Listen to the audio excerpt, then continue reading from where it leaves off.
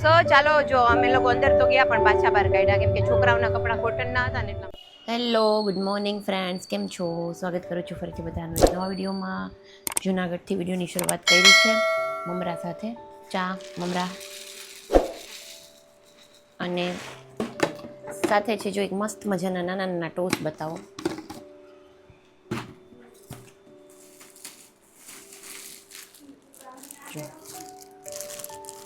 શું એ રાખતો હોય બહાર, પછી પહેરાવી દેશું એવું હશે તો.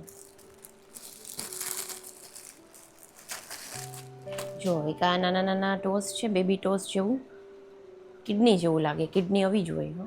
જો અને આ છે ગોળ રાઉન્ડ ટોસ્ટ છે.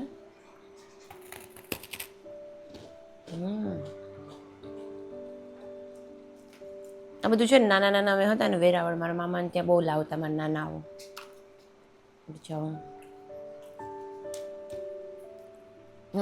આખા બાઈનો જ પહેરાવીશું. હા હા બસ તો એ પહેરાવશે એટલે હાથમાં ટેનિંગ તો ના થાય. સો ચાલો ફ્રેન્ડ, જો આજે છે ને અમે લોકો જવાના પ્લાન કરીએ છીએ વોટર પાર્ક. પહેલાં અહીંયા છે ને વિસાવદર પાસે એક આશ્રમ છે, અમારે ત્યાં જવું હતું દર્શન કરવાને એવી રીતના, પણ ત્યાં ગુરુજી નથી.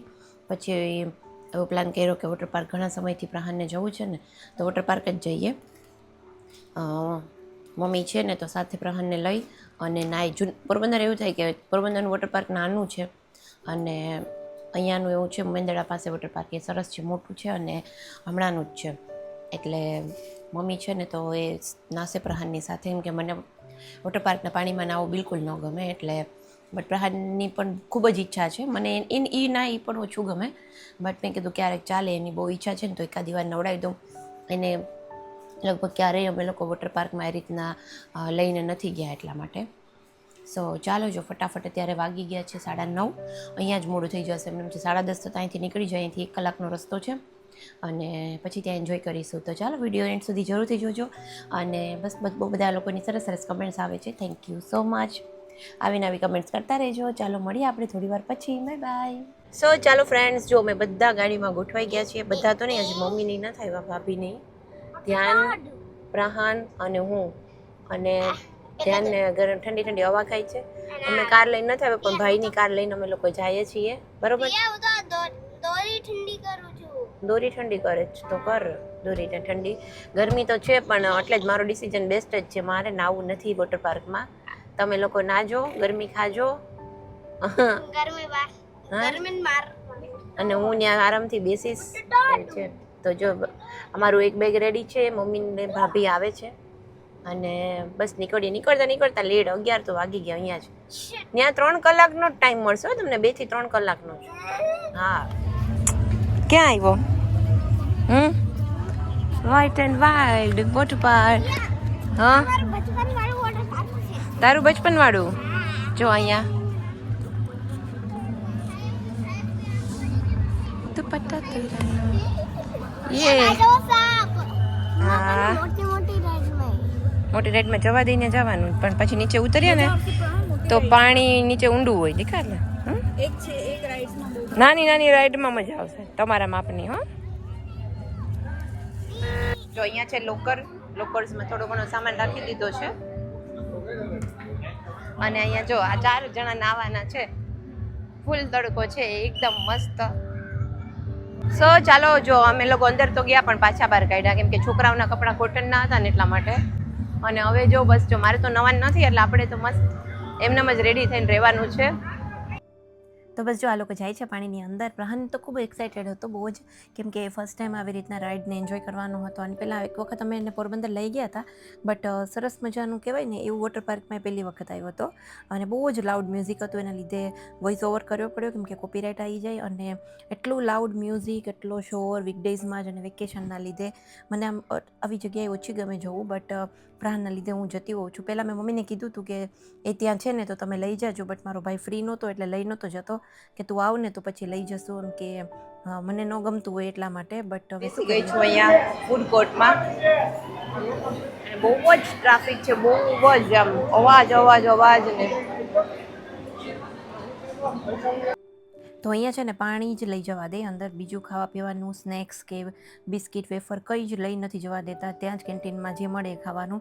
એટલે આમ ઓકે ઓકે હોય છે એવી રીતના જમવાનું. એ જ મને વસ્તુ છે ને એક હાઇજેનિક ન લાગતી હોય કે ત્યાં આપણે ત્યાંનું જમવાનું જમવું પડે. બટ અંદર પણ પછી લોકો ગંદકી બહુ કરતા હોય છે, એટલે એ લોકોની એક જે મોનોપોલી છે બહુ જ વ્યવસ્થિત જ છે. બાકી જો બંને છોકરાઓએ સરસ એન્જોય કર્યું છે. ફર્સ્ટ આગળ જ જે રાઇડ્સ અને હતું ને પાણીને એ કિડ્સ માટે એકદમ સેફ હતું. એટલે અમે ત્યાં આરામથી બેઠા હતા. પહેલાં હું પેલી બાજુ બેઠી હતી કેન્ટીન બાજુ, પછી હું આ પાછળની સાઈડ આવી ગઈ કેમ કે ત્યાં તડકો નહોતો અને છાંયડો હતો એટલા માટે. અને અહીંયા બંને સરસ એન્જોય કર્યું. અને જો આ બંનેની જોડી જ છે, એ બંને છે ને ક્યારેય ઝઘડો નથી કરતા, બહુ જ ઓછો, ક્યારેક કદાચ થતો હશે. બાકી આ એજના સેમ એજના છોકરાઓ હોય ને તો બહુ જ ઝઘડા થતા હોય, મામા ફોઈના કાકા બાપાના હોય ને.